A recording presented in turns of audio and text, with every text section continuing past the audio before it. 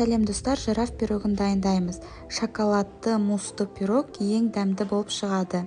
Ең алдымен печеньені, кез келген песочный печеньені оқтаудың немесе блендердің көмегімен езіп аламыз. Бізде осындай крошка шығады. Ыдысқа орналастырып, үстіне еріген сармай құямыз. Жақсылап араластырамыз, формаға орналастырамыз. Қолымыздың көмегімен бортигін шығарамыз. 180 градуста 7-5 минут пісіріп аламыз.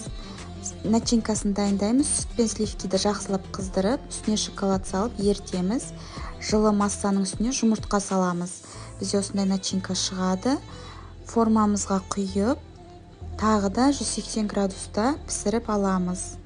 Піскенде осылай ағып кетпеуі қажет. Маршмеллоу салып, беті сарғайғанша пісіріп аламыз. Жираф пирогымыз дайын, жасап көріңіздер.